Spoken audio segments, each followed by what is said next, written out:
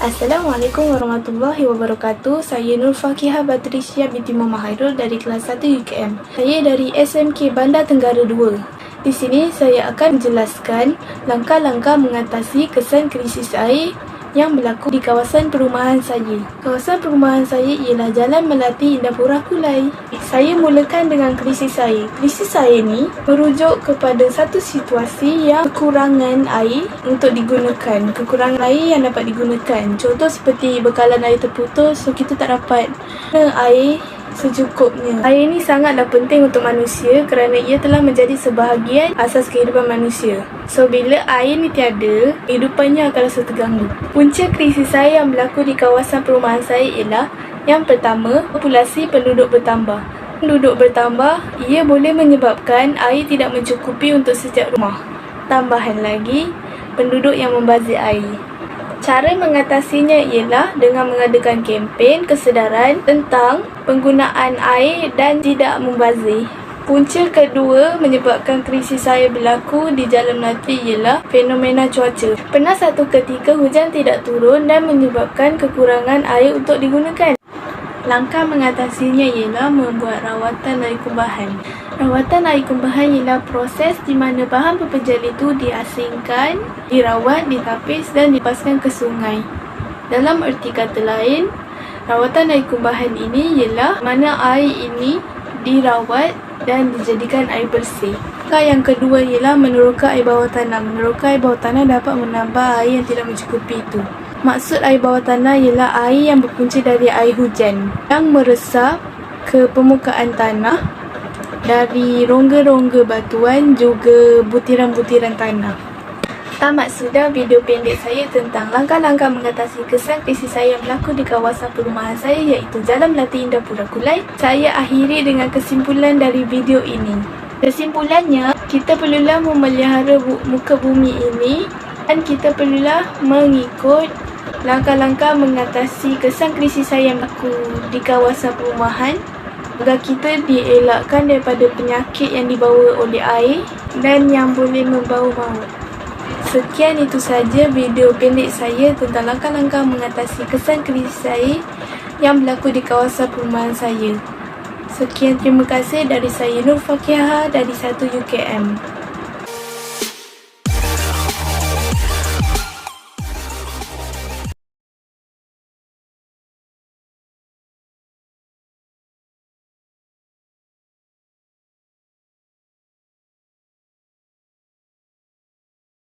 Assalamualaikum warahmatullahi wabarakatuh kepada cikgu dan pelajar.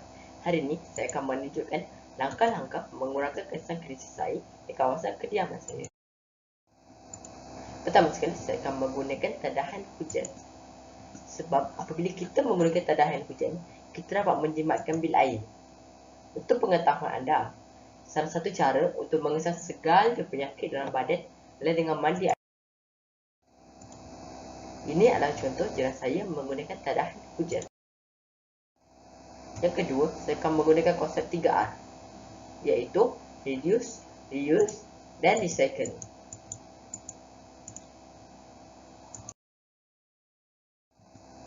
Maksud reduce, reuse, dan recycle ialah reduce, maksud pengurangan. Kita mengurangkan sampah dan elak pembaziran air dan tenaga elektrik. Contoh, ketika kita gosok gigi, kita mengurangkan penggunaan air dan menolak pengambilan beg plastik. Kemudian reuse, maksud kita guna semula. Kita guna semula barang yang boleh digunakan lagi. Dan akhir sekali recycle, kita mengitar semula barang yang boleh dikitar semula. Contoh, botol 100 plus yang sudah habis diminum, kita kitar semula menjadi bekas pensel.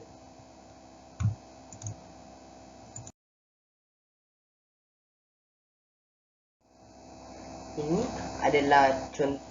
adalah tong kita semula. Pertama sekali, warna biru. Kegunaannya ialah untuk kertas. Kedua, tong kita semula coklat. Kegunaannya adalah untuk kaca. Dan terakhir sekali, tong kita semula berwarna jingga. Kegunaannya ialah tin aluminium, tin keluli dan plastik. Yang terakhir sekali ialah kempen kesedaran terhadap alam sekitar. Kempen ini bagus untuk kediaman saya kerana dapat menyedarkan masyarakat tentang penjagaan alam sekitar. Cara yang lebih efektif kepada diri mereka ialah memperbanyakkan rancangan yang melibatkan selebriti dalam kempen Kita Semula. Ini adalah contoh kempen Kita Semula, program satu komuniti, satu Kita Semula yang telah berlangsung di PPR Pinggiran Bukit Jalil dan PPR Salak Selatan. Itu saja untuk hari ini. Sekian, wabillahi taufiq wal hidayah. Assalamualaikum warahmatullahi wabarakatuh.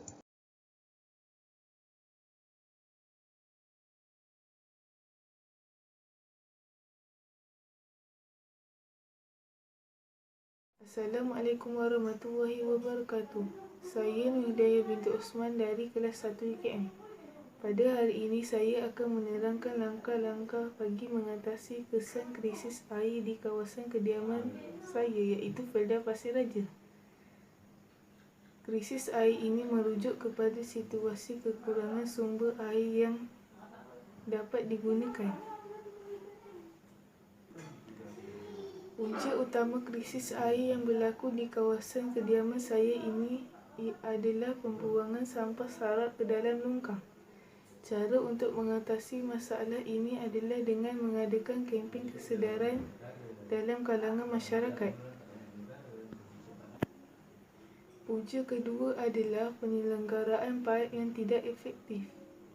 Cara untuk mengatasi krisis ini adalah pihak berkuasa wajarlah meningkatkan sistem penyelenggaraan paip supaya krisis air yang berlaku di Felda Pasir Raja dapat diselesaikan.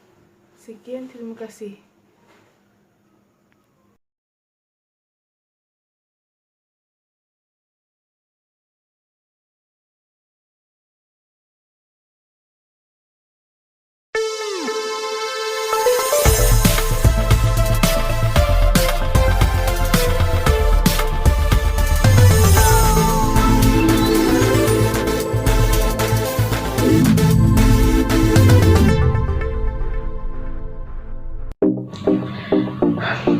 Assalamualaikum dan salam sejahtera. Baru-baru ini langkah-langkah mengatasi kesan krisis air di kawasan kediaman rumah telah pun viral sejak beberapa hari lalu. Saya Muhammad Aidil melaporkan untuk TV3. Langkah mengatasi kesan krisis air di kawasan kediaman ialah penduduk setempat perlulah mengadakan kempen kesedaran terhadap alam sekitar untuk menyedarkan masyarakat tentang penjagaan alam sekitar. Selain itu, kita hendaklah membuat pengumpulan dan penyimpanan air hujan yang ditadah dan ditapis dengan menggunakan besin atau baldi untuk menyiram pokok bunga atau membasuh kereta. Berita sampai di sini saja. Assalamualaikum dan salam sejahtera dari saya Muhammad Aidil melaporkan TV3.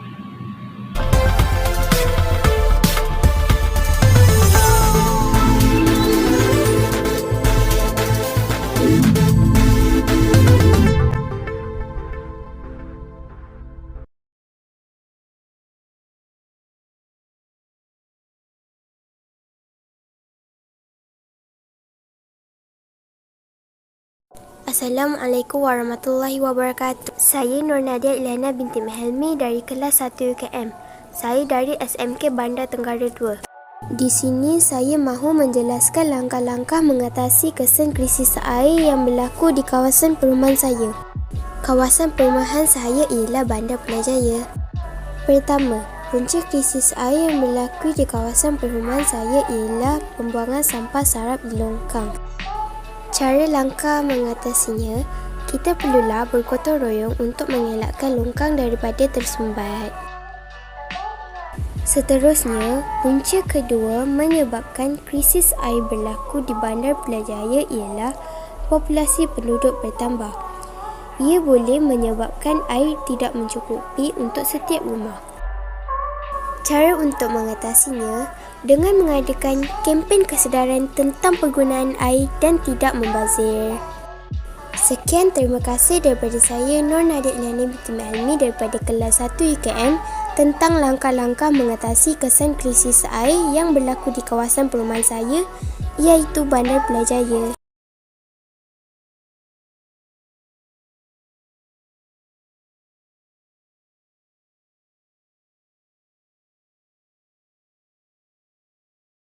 Assalamualaikum warahmatullahi wabarakatuh. Saya Ines Alia binti Eri Azlan dari kelas 1 UKM. Hari ini saya hendak menjelaskan tentang langkah-langkah mengatasi krisis air yang berlaku di kawasan perumahan. Saya akan memulakan dengan maksud krisis air. Krisis air ini merujuk kepada satu situasi yang kekurangan air untuk digunakan seperti bekalan air terputus. Air sangat penting bagi manusia kerana ia menjadi sebahagian asas kehidupan manusia. Jadi, bila bekalan air terputus, kehidupan manusia akan terganggu. Punca krisis air berlaku di kawasan perumahan ialah yang pertama, populasi penduduk bertambah. Apabila penduduk bertambah, ia menyebabkan air tidak mencukupi untuk setiap rumah. Tambahan lagi apabila penduduk membazir air. Cara mengatasinya ialah mengadakan kempen kesedaran tentang penggunaan air dan tidak membazir air. Punca lain yang menyebabkan krisis air berlaku ialah fenomena cuaca. Pernah satu ketika hujan tidak turun dan menyebabkan kekurangan air untuk digunakan. Cara untuk mengatasinya ialah membuat rawatan air kumbahan. Maksud rawatan air kumbahan ialah proses di mana bahan pepeja diasingkan, ditapis dan dilepaskan ke sungai. Dalam erti kata lain, rawatan air kumbahan ini ialah di mana air akan dirawat dan dijadikan air yang bersih. Cara lain untuk mengelakkan masalah krisis air ialah menerka air bawah tanah. Cara menerka air bawah tanah ini akan dapat menambahkan air yang tidak mencukupi itu. Maksud air bawah tanah ialah air hujan yang turun dari langit meresap ke permukaan tanah dari rongga-rongga batuan. Tamatlah sudah video pendek saya tentang langkah-langkah mengatasi masalah krisis air yang berlaku di kawasan perumahan. Saya akhiri dengan kesimpulan dari video ini. Kesimpulannya, kita perlulah memelihara permukaan bumi dan kita perlulah mengikut langkah-langkah mengatasi masalah krisis air agar kita terhindar dari penyakit yang berbahaya yang dibawa oleh air. Sekian, terima kasih.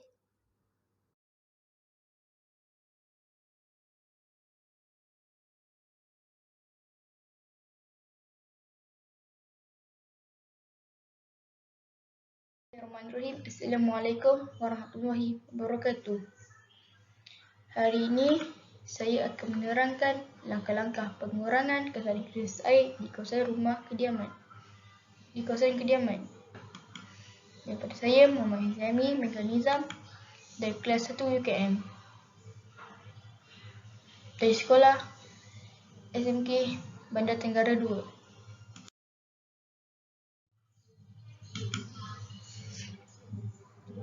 Di kawasan kediaman saya, kami menggunakan tahanan air hujan kerana apabila menggunakan tahanan air hujan, kita boleh menjimatkan bil air.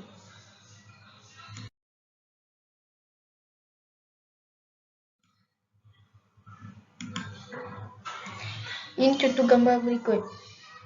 Di rumah kami menggunakan baldi. Apabila baldi ini air sudah penuh, kami akan menggantinya dan kami akan mendapat banyak air. Apabila kami ingin menggunakannya, kami akan ambil sahaja air tadan berikut.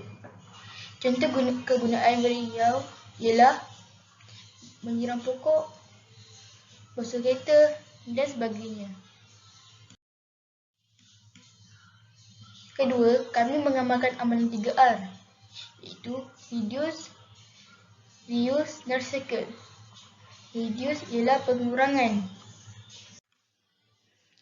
Kami mengamalkan reduce, iaitu pengurangan. Pengurangan apa?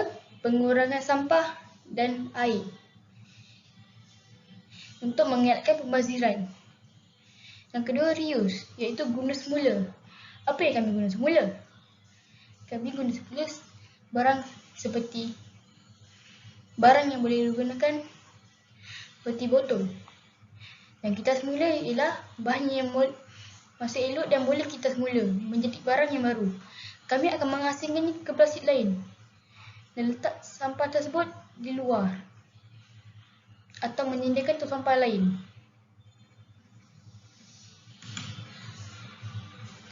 Ini gambar surat. Reduce, reuse, reduce dan recycle. Next, contoh tong sampah kita semula.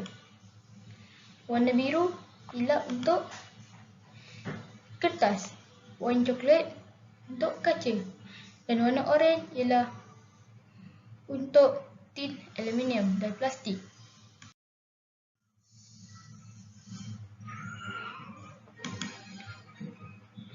Tiga, mengadakan kempen kesedaran. Kempen apa? Kempen kesedaran ini bertujuan untuk memberi kesedaran kepada masyarakat tentang alas menjadi dan kita semula. Apa contoh kempen tersebut? Ini contohnya. Contoh kempen yang boleh kita lihat di sekolah ialah satu murid sampah dan di kediaman pula mengadakan gotong royong dan kempen kita semula. Anda ingin melihat contoh risalah? Inilah gambar gotong royong. Semua ahli taman akan mengambil bahagian dalam kempen tersebut untuk membersihkan kawasan taman kerana makin sedap mata memandang jika bersih.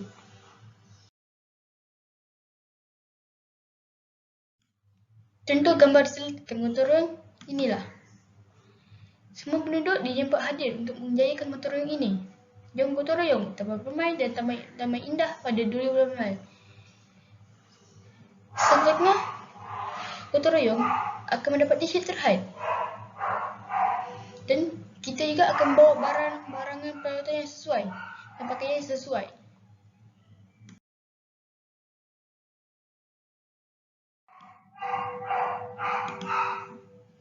Ini adalah satu tindak risalah tentang kempen kesedaran 3R dari Kementerian Pendidikan Malaysia, iaitu reduce guna semula, reuse pengurangan, recycle kita semula. Guna semula barang yang boleh digunakan seperti saya cakap tadi, dan pengurangan, mengurangkan sampah dan elak pembalasan air dan tenaga elektrik seperti saya cakap juga. Dan recycle, asingkan barang yang boleh dikita seperti saya cakap tadi. Dan terima kasih kepada cikgu dan rakan-rakan yang menonton. Ini jumpa lagi. Assalamualaikum warahmatullahi wabarakatuh.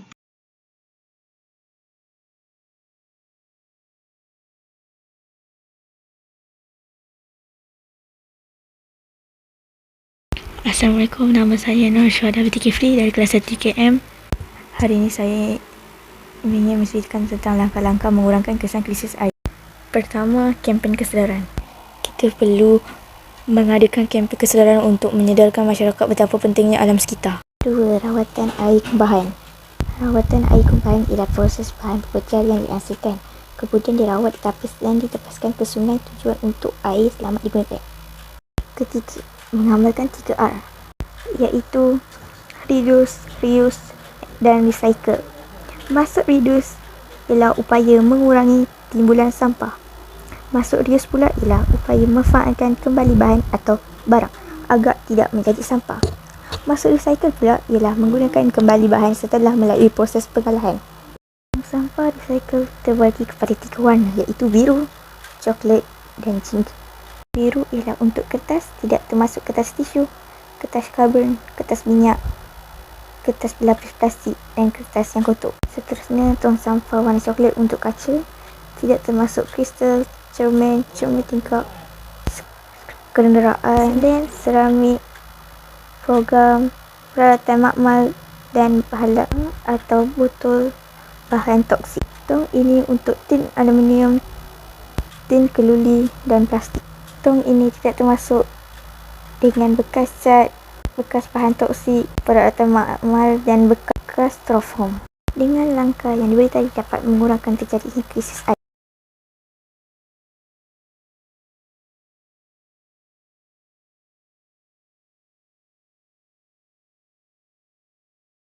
Tajuk kita pada hari ini ialah langkah-langkah mengatasi krisis air di kawasan rumah anda.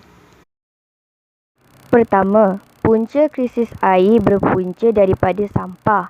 Jadi, cara untuk menanganinya ialah masyarakat perlu bekerjasama dengan pihak kerajaan terutamanya dari segi kebersihan sungai supaya program pemulihan dan pengurusan sungai dapat dilakukan secara berterusan bagi menjamin kesempurnaan ke atas rejim sungai dan persekitarannya.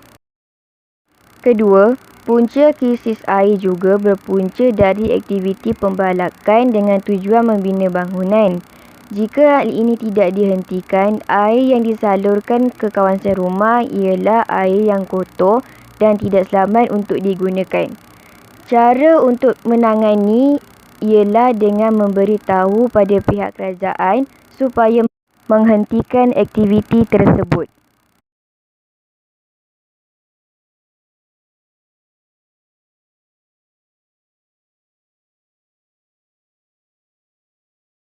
Assalamualaikum, nama saya Nur Syafiqah Syahira binti Ibnu Feb dari kelas 1 JKM. Tajuk pada hari ini adalah langkah-langkah mengurangkan kesan krisis air. Pertama ialah menadah air hujan. Dengan menadah air hujan, kita dapat menjimatkan bil air dan menggunakan ia untuk menyiram pokok dan sebagainya. Yang kedua, mengamalkan 3R iaitu reuse, reduce dan recycle. Maksud reuse adalah guna semula barang yang boleh digunakan lagi. Maksud reduce pula mengurangkan sampah serta elak pembazaran air dan tenaga elektrik. Dan maksud recycle adalah asingkan barang yang boleh dikita semula. Terdapat 3 warna tong sampah alam sekitar iaitu biru, coklat dan jingga. Tong sampah warna biru digunakan untuk membuang kertas. Tong sampah warna coklat pula digunakan untuk membuang kaca. Manakala tong sampah berwarna jingga digunakan untuk membuang tin aluminium, tin kalori dan plastik. Dan yang ketiga adalah membuat kempen kesedaran bagi mengatasi masalah sikap kebanyakan penduduk yang bersikap tidak apa perlu ditangani. Kempen kesedaran melalui iklan TV mengenai kesan sikap individu yang membuang sampah tanpa memikirkan kesannya perlu disiarkan setiap masa. Dengan cara ini, kita semua dapat mengurangkan kesan krisis air. Sekian, terima kasih daripada saya.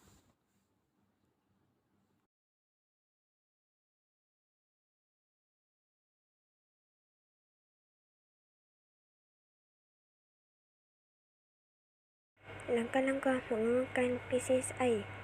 1. Bergotong royong membersihkan kawasan perumahan. Ini supaya lokal tidak tersumbat dan sekiranya hujan turun, air akan mengalir ke longkang dan tidak akan berlakunya banjir. Seterusnya, menguatkuasaan undang-undang. Penguatkuasaan undang-undang perlu dilaksanakan untuk memastikan tiada aktiviti membuang bahan kimia ke longkang dan seterusnya ke sungai. Ini menyebabkan sungai tercemar dan hidupan akuatik akan mati. 3. Menyediakan tempat pembuangan sampah yang berasingan. Dengan adanya tempat pembuangan sampah yang berasingan dapat memudahkan untuk menyita semua bahan yang atau barang yang terpakai. Ini adalah contoh pembuangan sampah yang patut diamalkan. Membuat kempen kesedaran terhadap alam sekitar. Kempen ini adalah untuk menyedarkan masyarakat tentang penjagaan alam sekitar. Ini adalah contoh dan langkah-langkah menjaga alam sekitar.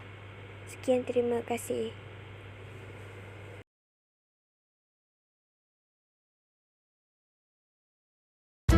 Hai, Assalamualaikum warahmatullahi wabarakatuh. Saya Nur Batisha Dania binti Muhammad Najib dari Sekolah Menengah Kebangsaan Bandar Tenggara 2 kelas 1 UKM ingin membentangkan tentang punca krisis air. Air merupakan asas bagi semua kehidupan. Malaysia tidak akan terlepas daripada krisis air walaupun kaya dengan sumber air. Air juga merujuk kepada situasi kekurangan sumber air yang dapat digunakan. Terdapat 5 punca krisis air di Malaysia. 1.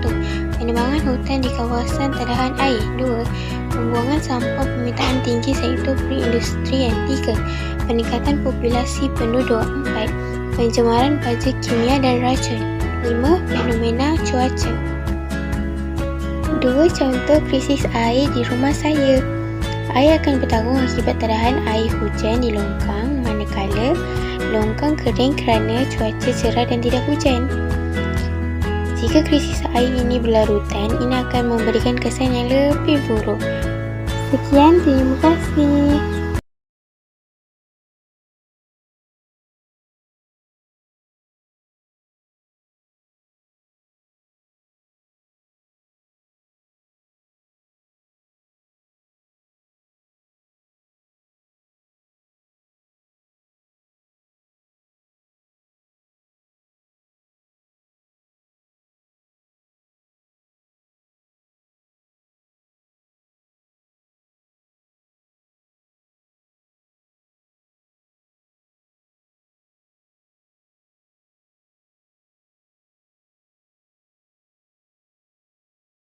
Assalamualaikum warahmatullahi wabarakatuh. Saya Aisyah Humaira binti Muhammad Faisal dari kelas 1 UKM. Pada hari ini, saya ingin menjelaskan tentang langkah-langkah mengatasi krisis air yang berlaku di kawasan perumahan. Saya akan memulakan dengan maksud krisis air. Krisis air merujuk kepada satu situasi yang kekurangan air untuk digunakan seperti bekalan air terputus. Air amatlah penting bagi manusia kerana ia merupakan sebahagian daripada asas kehidupan manusia. Jadi, jika bekalan air terputus, kehidupan manusia akan terganggu. Antara punca krisis air yang berlaku di kawasan perumahan ialah: yang pertama, populasi penduduk bertambah. Apabila populasi penduduk bertambah, ia akan menyebabkan air tidak mencukupi untuk setiap rumah. Tambahan lagi apabila penduduk membazir air. Selain itu, punca lain yang menyebabkan krisis air berlaku ialah fenomena cuaca. Pernah suatu ketika, hujan tidak turun hingga menyebabkan kekurangan air. Cara untuk mengatasinya adalah dengan mengadakan kempen kesedaran tentang penggunaan air atau membuat rawatan air kumbahan. Rawatan air kumbahan bermaksud proses bahan pepejal diasingkan, ditapis dan seterusnya dilepaskan ke sungai. Pendek kata, rawatan air kumbahan ini adalah di mana air akan dirawat dan dijadikan air yang bersih. Cara lain untuk mengelakkan masalah krisis air berlaku ialah dengan meneroka air bawah tanah. Dengan cara meneroka air bawah tanah ini, ia akan dapat menambah air yang tidak mencukupi. Maksud air bawah tanah ialah air hujan yang turun lalu meresap ke permukaan tanah dari rongga batu-batuan. Tamatlah sudah video pendek saya tentang langkah-langkah mengatasi masalah krisis air yang berlaku di kawasan perumahan. Kesimpulannya, kita perlulah memelihara permukaan bumi serta mengikuti langkah-langkah mengatasi masalah krisis air agar kita terhindar dari penyakit-penyakit berbahaya yang dibawa oleh air. Sekian, terima kasih.